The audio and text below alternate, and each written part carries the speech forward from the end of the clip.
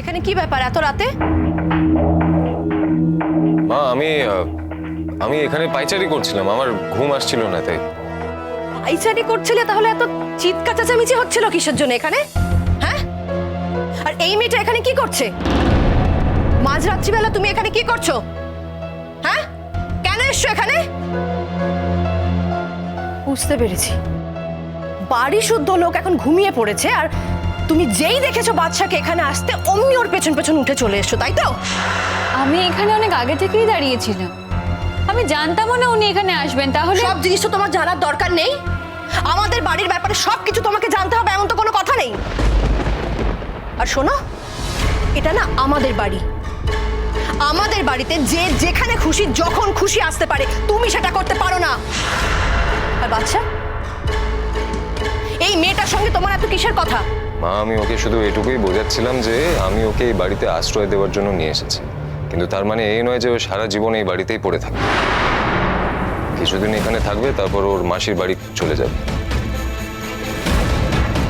ওখানে যা ইচ্ছে করুক, আমি ওর রেসপন্সিবিলিটি আর নিতে চাই না, এটাই বলছিলাম। এটা বলার সঠিক সময় কিন্তু এটা নয় বাচ্চা। তোমাকে এটা বুঝতে হবে কখন কোথায় কার সঙ্গে কি কথা বলা উচিত। আর তুমি জানো না, এই ধরনের মেয়েরা তো এসব সুযোগই নেয়। তুমি একটা কিছু ভুলভাল কথা বলে বসবে আর তোমাকে ফাঁসিয়ে দেবে, আর তারপর পারবে তুমি নিজেকে বাঁচাতে পারবে? এখন তো আইনও মেয়েদেরই ফরে। এদের মতো কত মেয়ে যে এই আইনকে এক্সপ্লয়েট করে তুমি জানো না? এই যাও, ঘরে যাও। শুনুন আন্টি, আমরা গরিব হতে পারি কিন্তু আমরা অসৎ নই। আমাদের অভাব আছে, আমরা দরিদ্র, আমরা ঠিক মতন খেতে পাই না, কিন্তু আমরা লোভী নই। আমাদের কোনো স্টেটাস নেই, কোনো ক্ষমতা নেই, কোনো পাওয়ার নেই, কিন্তু আমরা মানুষকে বিপদে ফেলি না। আপনার ছেলে আমার যে উপকারটা করেছে সেটা আমি সারা জীবন মনে রাখবো। আপনাদের অনেক টাকা পয়সা আছে, আপনাদের অনেক ক্ষমতা আছে, আপনারা অনেক পাওয়ারফুল, আমাদের কাছে সেসব কিচ্ছু নেই, কিন্তু আমাদের কাছে মনুষ্যত্ব আছে,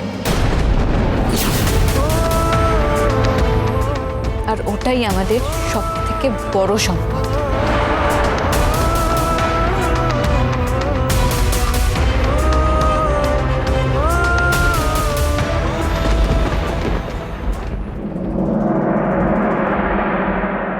ভাই